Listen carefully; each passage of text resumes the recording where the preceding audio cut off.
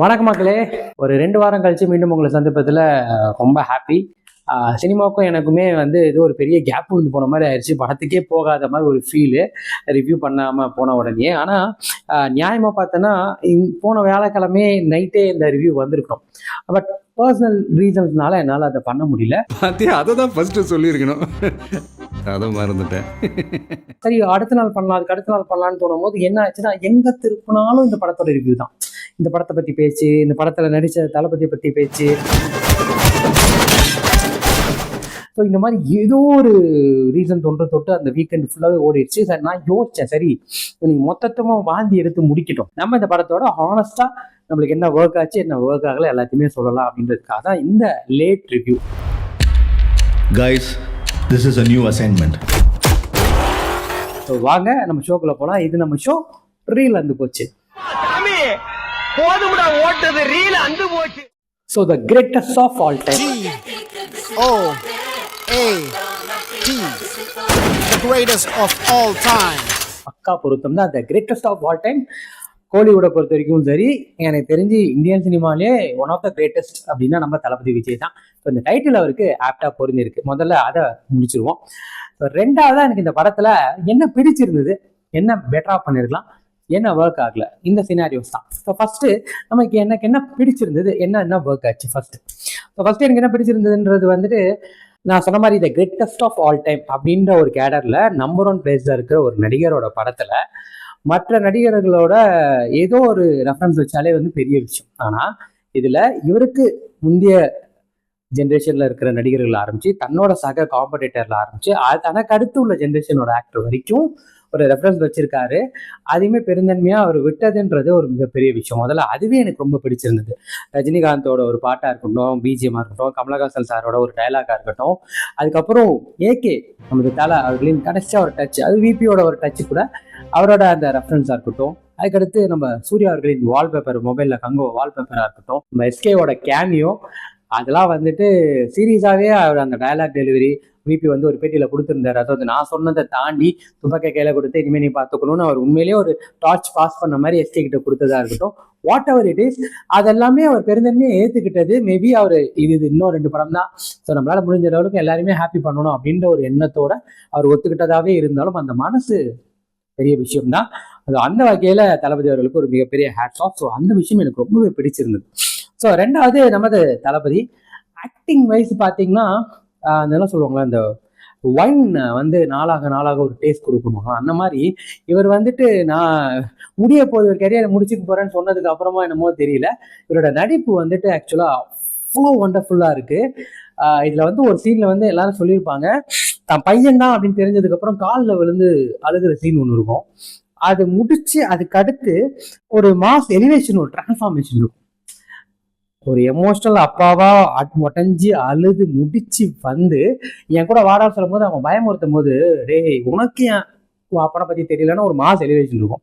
அது சின்னதாக ஒரு டிரான்ஸ்ஃபார்மேஷன் தான், மனுஷன் அப்படியே மாறி இருப்பாருங்க. இது வந்து ஒரு சின்ன எக்ஸாம்பிள் தான். இந்த மாதிரி படத்தில் அந்த எனக்கு தெரிஞ்சு எல்லாரும் வந்து ஜீவனை வந்து வில்லன் வந்து பயங்கரமாக பண்ணியிருக்காரு அப்படின்னாலும் எனக்கு காந்தி கேரக்டர் பர்சனலாக ரொம்பவே பிடிச்சிருந்தது.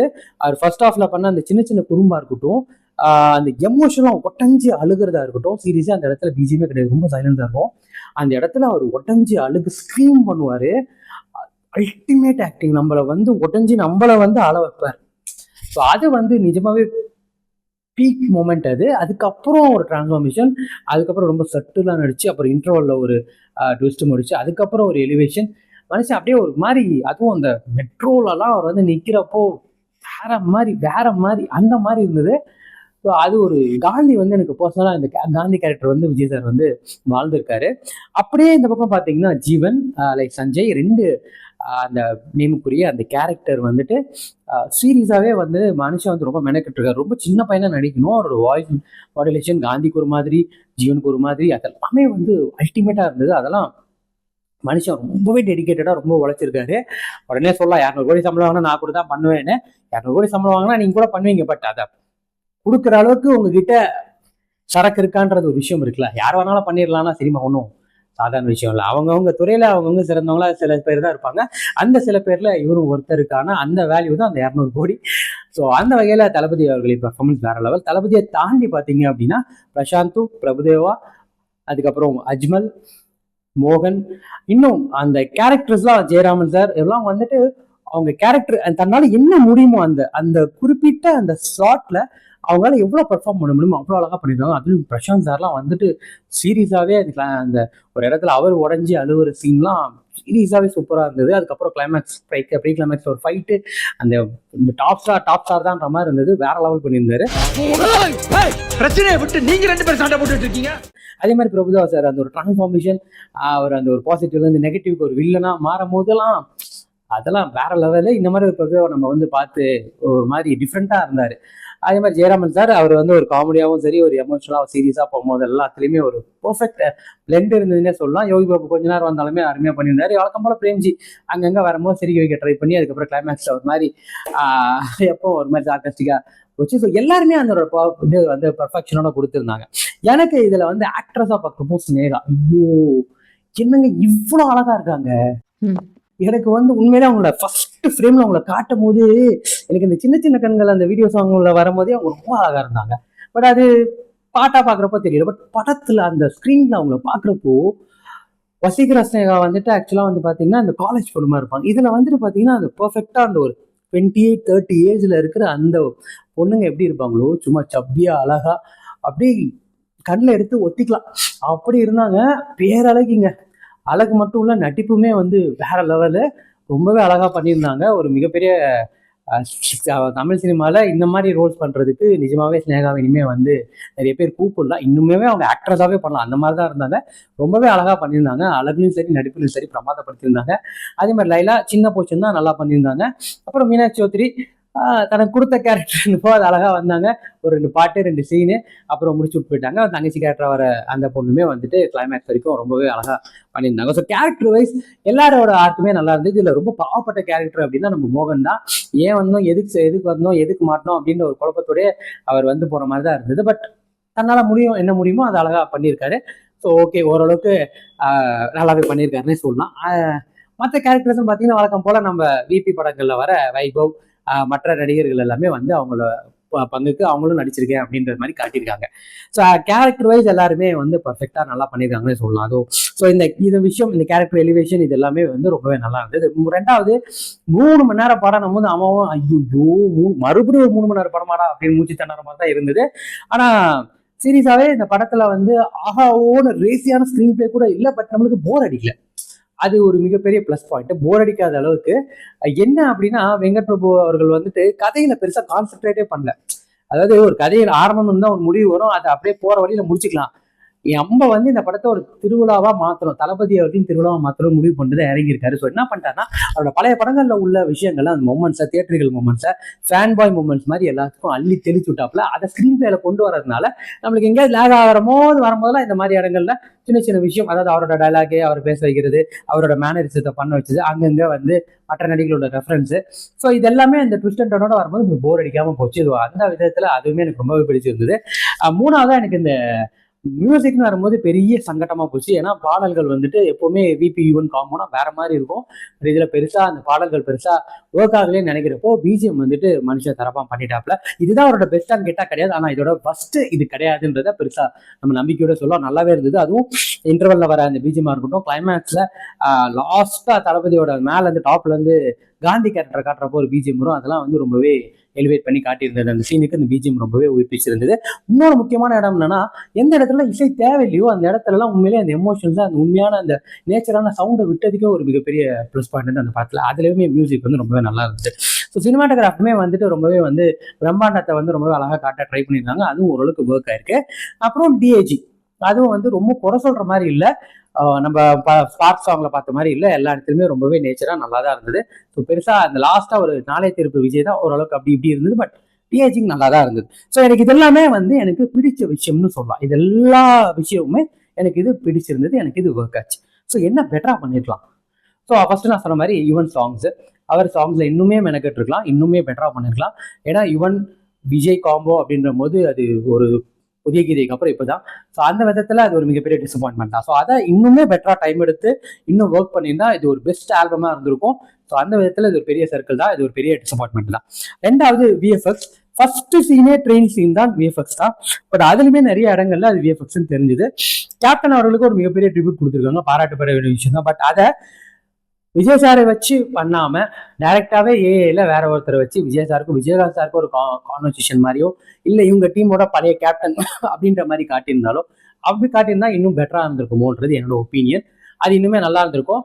கேப்டன் அவர்களுக்கு ட்ரிபியூட் கொடுக்குறது நினைச்சது ஒரு பெரிய நல்ல விஷயம் தான். அதை காட்டின விதமும் நல்லா தான் இருந்தது. பட் அது இன்னும் பெட்டரா பண்ணிருக்கலாம். நான் சொன்ன மாதிரி அதை இந்த மாதிரி ஒரு விஷயமா மாத்திருந்தா மேபி தளபதி சாரும் ஸ்கிரீன்ல இருந்து விஜயகாந்த் அவர்கள் அவங்களும் ஸ்க்ரீன்ல பார்த்துருக்கிற போது அது இன்னுமே ஒரு மாதிரி ரொம்ப எமோஷனலாக கனெக்ட் ஆயிருக்கும், இன்னும் நல்லா இருந்திருக்கும்.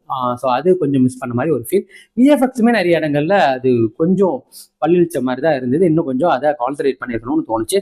கிளைமேக்ஸ் ஃபைட்லையுமே வந்து ஜீவன் அவர்களுக்கும் காந்தி அவர்களுக்கும் நடக்கிற ஃபைட்லையுமே ஜீவனோட மொமெண்ட்ஸ்ல மாறும்போது அவரோட அந்த ஏஐ மூவ்மெண்ட் நிறையவே வந்து அவரோட முகத்தை வந்து சரியா காட்டல, பிரதிபலிக்கல. விஜய் சாரோட ஃபேஸ் எல்லாமே வேற ஃபேஸ் தான் காட்டின மாதிரி ஒரு விஷயம் எனக்கு தோணுச்சு.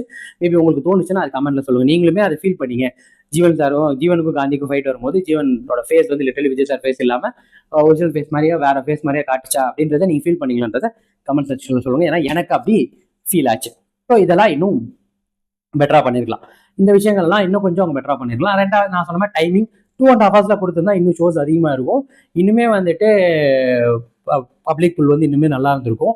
இந்த 3 hours வரும்போது சில இந்த ஸ்பார்க்ஸ் அவெல்லாம் தேவையில்லாத ஆணி சீரியஸா அது ஏன் எனக்கு என்ன ஒர்க் ஆகலன்னா இந்த சாங்ஸ் அந்த அடுத்து அது எனக்கு என்ன ஒர்க் ஆகலன்னா ஒரு கொலை பண்ண உடனே ஒரு பாட்டு கதைப்படி நீங்க என்ன வேணாலும் அதுக்கு வந்து நம்ம இது சொல்லிக்கலாம், ஜஸ்டிஃபை பண்ண ட்ரை பண்ணிக்கலாம். பட் அது அந்த இடத்துல தேவையில்லாததான். ஏன்னா ஒரு கொலை பண்ணிட்டு அவன் வந்து ஒரு சைக்கோ மாதிரி காட்டுன்றதுக்காக நீங்க சாங்குள்ள போறதுன்றது மற்ற சாங் கூட ஓகே, ஏன்னா அது அப்படியே படத்தோட டிராவல் ஆகுது. பட் ஸ்பார்க் சாங் ஆப்வியஸ்லி அது ஒரு இமேஜினேஷன் சாங் தான். ஸோ அந்த இடத்துல அது தேவையில்லை. இந்த மாதிரி இந்த விஷயங்கள்லாம் தவிர்த்துருக்கலாம். ஒரு சில சீன்ஸுமே தவிர்த்துக்கலாம். அதெல்லாம் தவிர்த்து ஒரு 2 hours 40 minutes கூட அந்த படம் இன்னுமே சூப்பரா இருந்திருக்கும். அதெல்லாம் வந்து எனக்கு பெருசா ஒர்க் ஆகல. ஸோ மெயினா எனக்கு ஒர்க் ஆகாத ஒரு போர்ஷன் என்ன அப்படின்னா, விஜய் அவர்களின்ற ஒரு பிராண்டை வச்சு இந்த மாதிரி என்ன தவணெல்லாம் எடுத்துட்டு வந்து கொடுப்பேன், அங்க கொஞ்சம் இங்க கொஞ்சம் நான் உருவிப்பேன் அப்படின்னு நினைச்சு பண்ற விஷயம். அது அவர் வந்து ஃபார்ச்சுனேட்லியோ அன்பார்ச்சுனேட்லியோ இன்னும் ஒரு படம் தான். அதுக்கு மேல இந்த மாதிரி ஒரு விஷயத்த யாரும் எங்கேயோ எல்லாத்தையும் குக்கர்ல போட்டு வேக வைப்போம், எப்படி இருந்தாலும் அது விசில் தானே அடிக்கும் அப்படின்ற நினைப்புல இருக்க முடியாது. ஏன்னா இந்த பிராண்ட் இன்னும் ஒரு படம் தான். அந்த பிராண்ட் போனதுக்கு அப்புறம் நீங்களே நினைச்சா கூட குக்கரை விசில் அடிக்க வைக்க முடியாது. அது ரொம்பவே கஷ்டம். அந்த விஷயத்துல வந்து என்ன நினைக்கிறாங்கன்னா, எனக்கு தெரிஞ்சு மெர்சல்ல இருந்ததே இதுதான். மெர்சல்ல இருந்து எனக்கு தெரிஞ்சு மெர்சல்ல இருந்து தளபதின்ற ஒரு பிராண்டை வச்சுமே எல்லாத்தையும் ஏமாத்துறாங்களோ அப்படின்ற ஒரு தாட் எனக்கு ஓடிட்டு இருக்கு. அவரை மட்டுமே வச்சு படத்தை ஓட்டிருக்கலாம், அவர் வந்துட்டா ஓட்டிடலாம். ஏன்னா அவர் இருக்கிற நம்பிக்கையில உள்ள வந்துருவாங்க மக்கள். அதுக்கப்புறம் அவங்க ஒரு படம் பார்த்துட்டு ரிட்டர்ன் போயிட்டு திருப்பியும் வேற ஒரு ஃபேமிலி வருது, மொத்தமா ஃபேமிலி எல்லாம் நிறைய பேர் நம்மளுக்கு கலெக்ஷன் எல்லாம் கட்டிடுது. ஸோ போதுன்ற நினைப்புல இனிமேல் என்ன தவணாலும் கிண்டி வைக்கலான்ற ஒரு தாட்டு இனிமேல் இருக்கக்கூடாதுன்றது தான் என்னோட தன்மையான கருத்து. அன்பார்ச்சுனேட்லி அவரு இன்னும் ஒரு படம் தான் பண்ண போறாரு. பட் இந்த ப்ராசஸ் இன்னும் மற்ற நடிகர்களுக்கு இருக்கக்கூடாது. ஏன்னா மக்களை பொறுத்த வரைக்கும் மக்கள் இது வந்து கிட்டத்தட்ட ஏமாற்றப்படுற மாதிரி தான். இந்த படமுமே எனக்கு பிடிச்சிருந்தது. பட் நிறைய பேருக்கு இதுல மாற்று கருத்தும் இருக்கு. ஓடிடும், கலெக்ஷன் எல்லாம் கட்டிடும், அது ப்ரொடக்ஷன் சைட்ல. பட் நானே கேட்கிறேன்னா, ஒரு படம் கொடுக்குறப்போ அது விஜய் சாரோட படம்ன்றனால நம்ம நெகட்டிவே சொல்லக்கூடாது. அது நல்லாவே இல்லைனாலும் நல்லா இருக்குன்னு நம்ம சொல்லணும். அவர் ரொம்ப கஷ்டப்படி மற்ற நடிகர்கள் எல்லாருமே தான் அவங்க பிடிச்ச நடிகர்கள்னு வரும்போது மற்ற நடிகர்கள் அடிக்கிறப்போ அவங்களுக்கு இனிக்குது. பட் அவங்க நடிகர்கள்னு வரும்போது கஷ்டமா இருக்கு. அவர் எவ்வளவு கஷ்டப்பட்டார் தெரியுமா, அவர் வந்து கீழே ஆக்சிடென்ட் ஆச்சு தெரியுமா, அவர் கையெல்லாம் அடிப்படி தெரியுமா அப்படின்னு சொல்ற போது இதுல அதே இந்த பக்கம் பாத்தீங்கன்னா அஜித் சார் கீழே விழுறப்போ அவனுக்கு வண்டி ஓட தெரியாது, ஆனது கீழே போய் விழுந்தான் அப்படின்னு சொல்றது இது எப்படின்னா மாற்று கருத்தா இருக்கு. இதே ரசிகர்கள் இவரை கிண்டல் பண்ணும்போது இனிக்குது, இதே விஷயம் இவருக்கு நடக்கிறப்ப கசக்குது. ஸோ இது எல்லாமே வந்து ஒரு ரசிகர் சண்டையில முடிச்சு விட்டு இவங்க 2 பேரையும் மூட்டி விட்டு தயாரிப்பாளரும் தியேட்டருக்காரனும் ஜாலியா இருக்கிறா அப்படின்ற ஒரு தாட்ல இது ஓடிட்டு இருக்குது. இது இனிமேல் இந்த மாதிரி கண்டனையும் கிண்டி வைக்கக்கூடாது. இதுவுமே வந்து பாத்தீங்கன்னா மிஷன் இம்பாசிபிள்ல வந்து ஒரு 4-5 பாட்டுல இருந்து கொஞ்சம் ஜெமினி மேன்ல இருந்து கொஞ்சம் நம்ம விஜயகாந்த் அவர்களின் படத்தை ராஜதுரைன்னு ஒரு படம், அதுல அப்பா அம்மா அப்படிதான் இருப்பான். வில்லன் வந்து விஜயகாந்தை வளர்த்து அப்பாவுக்கு எதிராக திருப்பி விட்டுருப்பான். அந்த கதையில இருந்து கொஞ்சம் இந்த மாதிரி நிறைய ஒரு 10-15 படத்துல இருந்து எல்லா ஃபிளவரையும் எடுத்து கொஞ்சம் கொடுத்து மொத்தமா கலக்கி கொடுத்த மாதிரிதான் இந்த படம் இருந்தது. இது இவரோட படம்ன்றனால ஒரு மாதிரி என்டர்டெய்னிங்கா ஓடிடுச்சுன்றனால மக்களும் வந்து ஃபில் பண்ணிட்டாங்க. பட் இது இப்படியே கண்டினியூ ஆச்சுன்னா சினிமா மேல இருக்கிற அந்த மோகம், ரசிகர் ஒரு திரைப்பட நடிகர் மேல இருக்கிற அந்த பித்து எல்லாமே தெளிஞ்சிரும். அதுக்கப்புறம் சினிமா காப்பாற்றா யாராலையும் முடியாது. இந்த மனுஷனும் அரசியல் கழிப்பு போயிட்டாருன்னா ஏமாத்தா வழியும் இருக்காது. ஸோ என்னை பொறுத்த வரைக்கும் எனக்கு ஒர்க் ஆகாதுன்றது என்னன்னா, இந்த மாதிரி ஒரு என்டர்டைன்மெண்ட்டாக சினிமானா லாஜிக் பார்க்க தேவையில்ல, என்டர்டைன்மெண்ட் தான் பர்பஸ். பட் அதையும் தாண்டி ஒரு மாதிரி இஷ்டத்துக்கு நம்ம எங்க வந்தாலும் எடுத்து பண்ணிக்கலாம் அப்படின்ற ஒரு தாட்ல இருக்கக்கூடாது. ஏன்னா விபினா அதுக்கு ஒரு யூனிக்னஸ் இருக்கு. அந்த டைரக்டரோட பழைய படங்கள்ல ஏதோ ஒரு யூனிக்னஸ் கண்டிப்பா இருக்கும். அது மாதிரி எதுவுமே இல்லாம இதுல வந்து தளபதின்ற ஒரு நேமை மட்டுமே வச்சு இந்த படம் மூடிட்டு இருக்காதான் உண்மை. விபியுமே அவரால் முடிஞ்சதை கொடுத்துருக்காரு. பட் அதை இன்னும் சிறப்பா செய்யலன்றதுதான் ஒரு வருத்தத்துக்குரிய விஷயம். ஸோ ஓவராலா கோட் படத்துல எனக்கு தெரிஞ்சு எல்லாமே நல்லா இருந்தது. ஆனா எதுவும் நல்லா இல்லாத ஒரு ஃபீலே தான் வரும். அதாவது உங்களுக்கு ஒரு 50-50% தான் படம் பார்க்குறப்ப உங்களுக்கு எங்கேயுமே தோணாது, நல்லா இருக்கும். வெளியில் வந்ததுக்கு அப்புறம் என்ன இதுல இருக்குன்ற யோசனை கண்டிப்பா உங்களுக்குள்ள வரும். அதை உங்களால தவிர்க்க முடியாது. ஸோ இந்த படத்துக்கு என்னோட மார்க்குன்னு பாத்தீங்கன்னா 100க்கு வந்து எவ்வளோ எக்ஸாக்ட் ஆயிடுச்சுன்னா ஒரு 100க்கு நான் 70 கொடுப்பேன். ஸோ சாலிடா ஒரு ஒன் டைம் வாட்சபிள் தான். ஏன்னா செகண்ட் டைம் நீங்க பாக்குறப்ப எல்லா ட்விஸ்ட்டும் உங்களுக்கு தெரியறதுனால திரும்பி ரிப்பீட்டடா வாட்ச் பண்ற அளவுக்கு இதுல பெருசா எதுவுமே இல்லை. அதுதான் இந்த படத்துக்கும் மற்ற விஜய் அவர்கள் படத்துக்கும் உள்ள வித்தியாசம் நான் நினைக்கிறேன். ஏன்னா அவரோட லியோ கூட நான் 2வது பாட்டுக்கிறப்ப எனக்கு எக்ஸைட்மெண்ட் வந்து, பட் இந்த படம் நான் 2வது வாட்டி பார்க்குறப்ப எனக்கு அந்த எக்ஸைட்மெண்ட் இல்லை. ஏன்னா ஆல்மோஸ்ட் உங்களுக்கு எல்லாமே தெரிஞ்சனால உங்களுக்கு எங்கேயுமே உங்களுக்கு புதுசா ஆகிறதுக்கு வழியும் இல்லை. இதெல்லாம் போக வலைபேச்சுன்னு ஒரு குரூப் இருக்கு. அவங்க வந்து பண்ற விஷயம் இருக்கு பாருங்க. இந்த படத்துக்கு இவங்க கொடுக்குற முட்டு, அவங்க சொல்ற விஷயம், அவங்க பேசுற பேச்சு, இது எல்லாமே இந்த படத்துக்கு அவங்க கொடுக்குற விஷயத்துக்கும் சம்மந்தமே இல்லைனாலும் அவங்களுக்கு ஒரு கிரெடிட் கொடுக்கணுன்றதுனால நிறைய பண்ணிருக்காங்க. இது இது எப்படி இருக்குன்னா தேவையில்லாத ஒரு ஆணி மாதிரி தான் இருக்கு. இது வந்து நம்ம தனியா ஒரு வீடியோ பேசுவோம். ஸோ என்னை பொறுத்த வரைக்கும் கோட் வந்துட்டு ஒரு ஒன் டைம் டீசென்ட் வாட்ச் தான். ஒரு 3 hours போறதே தெரியாது. நீங்க என்ஜாய் பண்ற அளவுக்கு தான் இந்த படம் இருக்கு. பட் ஸ்டில் இது வந்து விபியோட பெஸ்டான்னு கேட்டா இல்ல, தளபதியோட பெஸ்டான்னு கேட்டாலும் அதுவுமே இல்லை. ஸோ ஒரு டிசப்பாயின்மெண்டோட ஒரு டீசென்ட் வாட்ச் தான். ஸோ கண்டிப்பா ஃபேமிலியோட போய் பார்த்துருப்பீங்க. நீங்களும் எல்லாம் பார்த்து முடிச்சிருப்பீங்க. இன்னும் பார்க்கணும்னு நினைக்கிறவங்க தாராளமா போய் பார்க்கலாம். கண்டிப்பா உங்களுக்கு பிடிக்கும். வெளியில வரும்போது உங்களுக்கு பெருசா எக்ஸைட்மெண்ட் இருக்காது. அவ்வளவுதான் மக்களை. மீண்டும் மறக்காம வேற ஒரு திரைப்படம், வேற ஒரு விமர்சனம், வேற ஒரு நோட்டத்தோட உங்களை சந்திக்கிறேன். உங்க விஜய் கிராதகன். மறக்காம நம்ம சேனல் சப்ஸ்கிரைப் பண்ணுங்க. உங்க வீடியோ பிடிச்சிருந்தா லைக் பண்ணுங்க, உங்க ஃப்ரெண்ட்ஸுக்கு ஷேர் பண்ணுங்க. இன்னும் என்னெல்லாம் பண்ணலான்றத கமெண்ட் செக்ஷன்ல சொல்லுங்க.